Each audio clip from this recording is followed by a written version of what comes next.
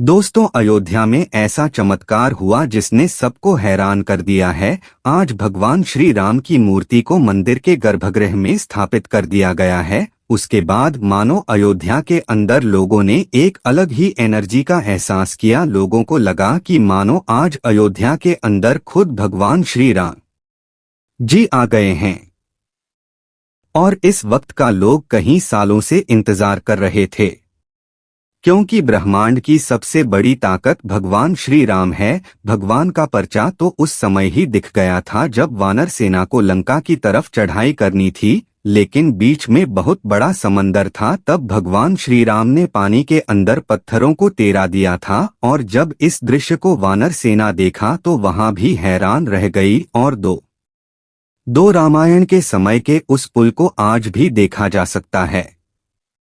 वैज्ञानिक भी चीज को मान चुके हैं, जो कि वैज्ञानिक किसी भी बात को मानने के लिए सबूत देखते हैं, और रामायण से जुड़े हुए आज भी कई स्थल मौजूद हैं।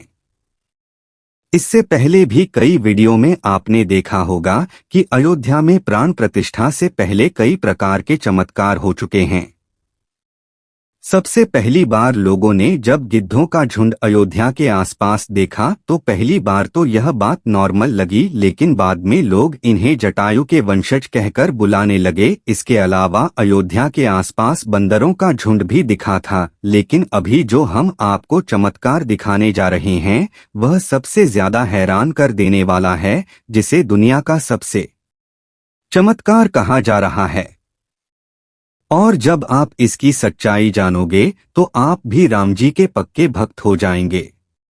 मगर आज के चमत्कार ने पूरी अयोध्या नगरी को चमत्कारिक कर दिया है। वीडियो में आगे चमत्कार के बारे में जानें, उससे पहले आप कमेंट में जय श्री राम जरूर लिख दें और इस वीडियो को ज्यादा से ज्यादा शेयर करें। जहां एक तरफ आज अयोध्या के अंदर गर्भगृह के अंदर मूर्ति स्थापित कर दी गई, राम भक्तों का शताब्दियों बुरा इंतजार खत्म हो गया है। अयोध्या के राम मंदिर के गर्भगृह में राम लला की मूर्ति चबूतरे पर रख दी गई है। गर्भगृह के दरवाजे पर पता लगाया गया है और आसपास किसी को भी मोबाइल ले जाने की इजाजत नहीं है। इस पूरी प्रक्रिया में 4 घंटे का वक्त लगा। इसके अलावा मूर्ति की आंखों पर भी कपड़ा लगाया गया है।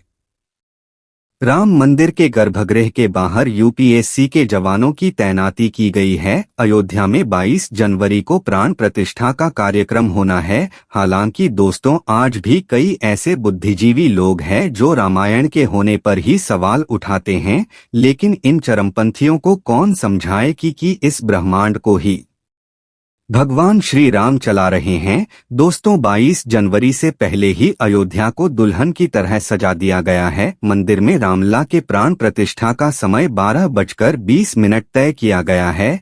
जिस प्रतिमा को मंदिर के गर्भगृह में रखा गया है उसका वजन करीब 200 किलो है। भगवान राम की यह प्रतिमा 5 साल के बच्चे के स्वरूप की है। गुजरात से ट्रेलर पर 55 किलो का ध्वज दंड अयोध्या पहुंच गया है, जो इतना ज्यादा बड़ा है कि इसको एक ट्रक के अंदर लाया गया है, जिसकी तस्वीर सामने आने के बाद पूरी दुनिया में चर्चा हो रही है। इसके अलावा गुजरात से 500 किलो का नगाड़ा पहुंचा है, जिस पर सोने की परत चढ़ी हुई है। 24 किलो का एक घंटा पहुंचा है, जिसको प्राण प्रतिष्ठा के बाद में मंदिर के अंदर बजाया जाएगा। आखिर इतने बड़े घंटे को कारीगरों ने कैसे बनाया था? इसके अलावा 108 फीट लंबी अगरबत्ती गुजरात से अयोध्या पहुंची है। साथ दुनिया का सबसे बड़ा तालाब भी बनाकर तैयार किया गया है। और क्या आप कल्पना कर सकते हैं कि 1100 किलो का दीपक भी बनाकर गुजरात से अयोध्या भेजा है। दोस्तों, यह सभी चीज इतनी ज्यादा अलग कि लोग दूर दूर से देखने को भी पहुंच रहे हैं, और होगा भी क्यों नहीं। करीब 500 सालों के लंबे संघर्ष के बाद भगवान श्री राम का मंदिर बनने जा रहा है।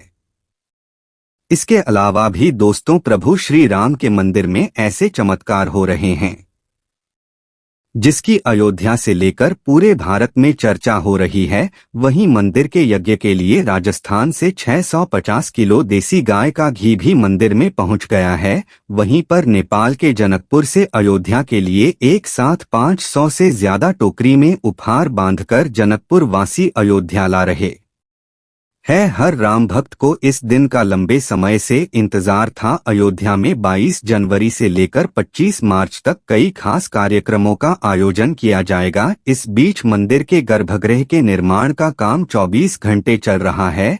22 जनवरी को राम मंदिर में रामलला की प्राण प्रतिष्ठा होने वाली है।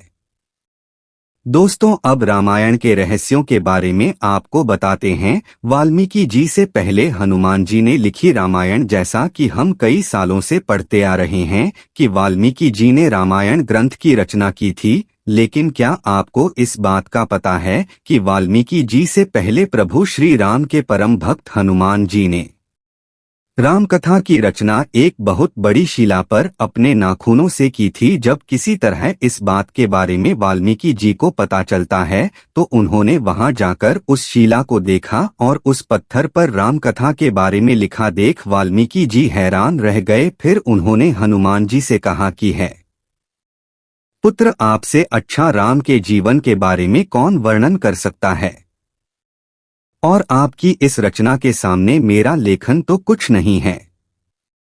फिर हनुमान जी ने विचार किया कि वाल्मीकि जी तो कवि है और भगवान राम जी के भक्त हैं। उनके हिसाब से उनकी रचना मेरी लिखी गई रचना से सुंदर नहीं है तो भी कोई बात नहीं है, तो उसके अंदर ही प्रभु श्री राम का महिमा मंडन। इसके बाद हनुमान जी ने वह पत्थर उठाया जिस पर रामायण लिखी हुई थी और उसे मंदिर में फेंक दिया और इतिहास में रामायण लिखने नाम वाल्मीकि जी का दर्ज हो गया। राम के तीनों भाई के अवतार थे। दोस्तों, भगवान राम जी के बारे में तो हमें पता है कि प्रभु श्री राम भगवान विष्णु के अवतार थे, लेकिन इस बात के बारे में बहुत कम ही लोग जानते हैं कि भगवान श्री राम के तीनों भाई किसके अवतार थे। भगवान श्री राम के हर सुख दुख में साथ निभाने वाले लक्ष्मण को शेषनाग का अवतार माना जाता है, जो क्षीर सागर में भगवान विष्णु का आसन है, जबकि भरत और शत्रुघ्न को क्रमशः भगवान विष्णु द्वारा हाथों में धारण किए गए सुदर्शन चक्र और शंख शैल का अवतार माना जाता है। क्या था सीता के स्वयंवर का कारण? दोस्तों, कहा जाता है कि एक बार बचपन में ही माता सीता ने शिव धनुष पीना को उठा लिया था। यह देख राजा जनक ने उसी समय यह ठान लिया था कि वह अपनी पुत्री का विवाह ऐसे योद्धा से करवाएंगे जो इस धनुष को मेरी पुत्री की तरह बिल्कुल आसानी से उठा लें। इसी वजह से कहा जाता है कि सीता के स्वयंवर में यही शर्त रखी गई कि जो इस धनुष को उठा पाएगा उसी से विवाह किया जाएगा। और भगवान श्री राम ने धनुष को उठा लिया था और सीता माता से विवाह किया था। सीता के स्वयंवर में रावण भी पहुंचा था। दोस्तों, सीता के स्वयंवर में दूर दूर से राजा पहुंचे थे। कहा जाता है कि उसमें रावण भी मौजूद था। ऐसा माना जाता है कि मंदोदरी के रोकने के बावजूद रावण जनकपुर पहुंचा था, लेकिन शक्तिशाली रूप में माने जाने वाले रावण भी शिव धनुष को उठाने में असफल रहे। प्रभु श्री राम विष्णु जी के 7वें विमान अवतार थे और माता सीता उनकी धर्मपरायण पत्नी माता लक्ष्मी का अवतार थी। पद्म पुराण के अनुसार भगवान श्री राम ने सरयू नदी में स्वयं की इच्छा से समाधि ली थी। लेकिन क्या आपको भगवान श्री राम की जल समाधि की पूरी कहानी पता है? माना जाता है कि प्रभु राम ने जल समाधि लेने से पहले हनुमान जी को एक बड़ी जिम्मेदारी से अवगत कराया और चिरंजीवी होने का वरदान दिया। प्रभु श्री राम ने अपनी एक विशेष मुद्रिका लाने का जिम्मा हनुमान को सौंपा। हनुमान मुद्रिका लेने के लिए गहरे सरोवर में उतरते हैं, लेकिन उनके सामने मुद्रिका का भंडार होता है जिसमें से भगवान राम की विशेष मुद्रिका ढूंढना उन्हें असंभव लगा, क्योंकि सभी मुद्रिका में राम सीता की ही तस्वीर थी। इस स्थिति में हनुमान ने मुद्रिका के विशाल भंडार को ही साथ ले जाने की युक्ति तलाशी। हनुमान ने ब्रह्मा से उनका कमंडल मांगा जिसमें पूरा ब्रह्मांड आ सकता है, मेहमान हैं, उनकी योजना को जाना और अपना कमंडल हनुमान को दे दिया। इसी कमंडल में हनुमान मुद्रिका का भंडार लेकर राम जी के पास पहुंचे और उनसे उनकी वह विशेष मुद्रिका न ढूंढ पाने की बात कही। तब राम ने बताया कि ये सभी मुद्रिका उन्हीं की ही है, जो हर कल्प यानी कल पर हिंदू समय चक्र की बहुत लंबी मापन इकाई है। मानव वर्ष अनुसार 360 दिन का एक दिव्य अहोरात्र होता है। इसी हिसाब से दिव्य 12,000 वर्ष का एक चतुर्युगी होता है। 71 चतुर्युगी का एक मनवंतर होता है और 14 मनवंतर 1000 चतुर्युगी का विकल्प होता है। एक कल्प को ब्रह्मा का एक दिन भी माना जाता है। इन मुद्रिका के बारे में समझाते हुए राम जी ने हनुमान को अपनी जल समाधि के बारे में समझाया। इसी दौरान श्री राम ने हनुमान से कहा कि तुम भी हर जन्म में मेरे साथ ही रहे हो, लेकिन इस बार पृथ्वी पर तुम्हें और भी कर्तव्य निभाना है। साथ ही सीता से लव कुश का ख्याल रखने का लिया वादा भी तुम्हें निभाना है। भगवान राम ने हनुमान जी को भक्त से भगवान बनने की बात कही। इसी दौरान राम ने हनुमान को जगत की सेवा के लिए चिरंजीवी होने का वरदान दिया। यह प्रकरण सोनी टीवी पर प्रसारित होने वाले सीरियल संकट मोचन महाबली हनुमान में दिखाया गया है। वहीं अभी की बात करें, भारत के कई जगह से राम भक्त लगातार कुछ न कुछ चीज बनाकर अयोध्या भेज रहे हैं। सूरत के हीरा व्यापारी ने 5000 अमेरिकी हीरे और 2 किलो चांदी का उपयोग करके राम मंदिर की थीम पर एक हार बनाया है।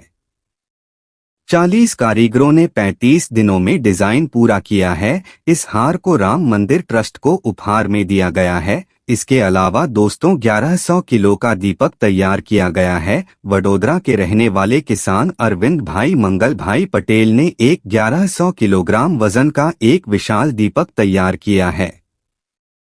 इसकी क्षमता 881 किलोग्राम की है। दीपक पंचधातु यानी सोना, चांदी, तांबा, जस्ता और लोहा से बना है। और दोस्तों, यह सब चीज देखकर आप भी हैरान रह गए होंगे। अयोध्या में उत्सव जैसा माहौल है। वहीं प्राण प्रतिष्ठा की पूजा को देश भर के 121 पंडित संपन्न करेंगे। इसके साथ ही 2 मंडप और 9 हवन कुंड तैयार हो रहे हैं। प्रत्येक हवन कुंड से खास महत्व और उद्देश्य भी जुड़ा हुआ है।